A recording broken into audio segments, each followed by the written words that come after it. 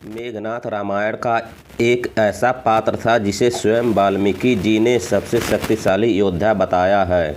वह लंकापति रावण का पुत्र था। श्री राम और रावण के युद्ध में राक्षस सेना की ओर से केवल वही एक ऐसा योद्धा था जो 2 बार विजयी होकर लौटा था, अन्यथा हर कोई रणभूमि में मारा जाता था। मेघनाथ का जन्म ही एक चमत्कार के साथ हुआ था। उसका वध भी बहुत प्रयत्नों के बाद हो पाया था। मेघनाथ के जन्म के समय लंकापति रावण ने सभी ग्रहों को उनके 11वें घर में रहने का आदेश दिया था ताकि उसका जन्म शुभ नक्षत्र में हो, किंतु आखिरी समय में शनिदेव ने अपनी चाल बदल दी थी। 11वें से 12वें घर में प्रवेश कर गए थे, जो अंत में मेघनाथ की मृत्यु का कारण बना था। शनिदेव से क्रोधित होकर रावण ने उन्हें बहुत मारा था। जब मेघनाथ का जन्म हुआ था तब वह सामान्य बच्चों की तरह रोया नहीं था, बल्कि मेघों के समान गरजा था। इससे खुश होकर रावण ने उसका नाम मेघनाथ रखा था। जब मेघनाथ अपनी युवा अवस्था में था तब उसने गुरु शुक्राचार्य की सहायता से अपनी कुलदेवी निकुंबला के समक्ष 7 यज्ञों का अनुष्ठान किया था। इससे उसे कई अस्त्र शस्त्र प्राप्त हुए थे, जिनमें एक दिव्य रथ था जो मन की गति से किसी भी दिशा में उड़ सकता था।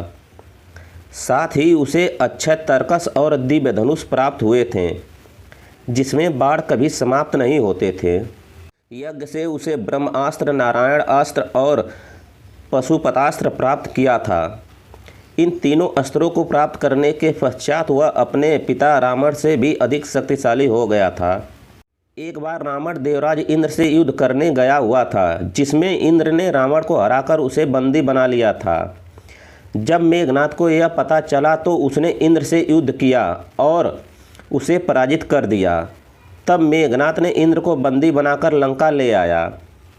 फिर एक दिन रावण व मेघनाथ ने इंद्र के वध करने की योजना बनाई। यह देखकर स्वयं भगवान ब्रह्मा मेघनाथ के पास आए और उसे देवराज इंद्र को छोड़ने को कहा। बदले में उन्होंने मेघनाथ को वरदान दिया कि किसी भी युद्ध में जाने से पहले यदि वह अपनी कुलदेवी निकुंबला का यज्ञ कर लेगा तो उस युद्ध में उसे कोई भी पराजित नहीं कर पाएगा। किंतु साथ ही भगवान ब्रह्मा ने यह भी कहा कि जो कोई भी उसका यह यज्ञ बीच में विफल कर देगा, उसी के हाथों उसकी मृत्यु हो जाएगी। साथ ही मेघनाथ की भक्ति व देवराज के अहंकार को दूर करने के लिए भगवान ब्रह्मा ने मेघनाथ को इंद्रजीत की उपाधि दी थी, जो इंद्र को भी जीत सकता हो। भगवान ब्रह्मा की प्रेरणा से इंद्र ने वैष्णव यज्ञ किया था, तभी वह देवलोक का अधिपति बनने का अधिकारी हुआ था। तब जाके देवराज इंद्र स्वर्ग जाने के अधिकारी हुए थे। मेघनाथ ने निकुंबला के स्थान पर जाकर 7 यज्ञ करके शिव से अनेक वरदान प्राप्त किए थे। सबसे अंतिम में महेश्वर यज्ञ किया था। उस यज्ञ के फलस्वरूप उसे तामसी नामक माया की प्राप्ति हुई थी, जो कभी भी अंधकार फैला सकती थी। साथ ही आकाशगामी दिव्य रथ भी प्राप्त हुआ था। मेघनाथ को ब्रह्मा के वरदान से ब्रह्मश्री नामक अस्त्र और इच्छा अनुसार चलने वाला रथ प्राप्त थे। वह जिस सिद्धि को प्राप्त करके कुंबला देवी के मंदिर में गया था, उसे सिद्ध करने के उपरांत देवताओं समेत इंद्र भी उसे जीतने में असमर्थ थे। ब्रह्मा ने उससे कहा था, हे इंद्रजीत, यदि तुम्हारा कोई शत्रु तुम्हारे यह यज्ञ को पूर्ण होने से पहले भंग कर देगा तो तुम उसके हाथों मारे जाओगे। राम से युद्ध होने पर सब वीर राक्षसों का विनाश देखकर रावण ने मेघनाथ को युद्ध करने के लिए कहा। मेघनाथ ने युद्ध में जाने से पूर्व अग्नि में राक्षसी हवन किया। लाल पगड़ी बांधकर कई हजार राक्षसियों इंद्रजीत की रक्षा में व्यस्त हो गईं। उस धूम्र रहित अग्नि से प्रज्वलित होकर उसने विजय की सूचना दी। उस यज्ञ में सरपत के स्थान पर अस्त्र बिछाए गए थे। बहेड़े की लकड़ी, लाल वस्त्र और काले लोहे की स्तुआ लाई गई थी। उस सरपतों से अग्नि प्रज्वलित करके उसमें एक जीवित काले बकरे को छोड़ दिया गया। युद्ध के समय मेघनाथ ने अपनी माया से मायावी सीता का निर्माण किया था। जिससे श्री राम के वानर सैनिकों तथा योद्धाओं को धोखा दिया जा सके। स्वर्ण अग्नि से स्वयं प्रकट होकर दाहिनी ओर बैठकर इंद्रजीत द्वारा दी गई आहुति को स्वीकार किया। हवन समाप्ति के उपरांत देवताओं, दानवों और राक्षसों को तृप्त किया गया। युद्ध में किसी समय मायावी सीता को मरा जानकर हनुमान की आज्ञा से वानरों ने युद्ध बंद कर दिया।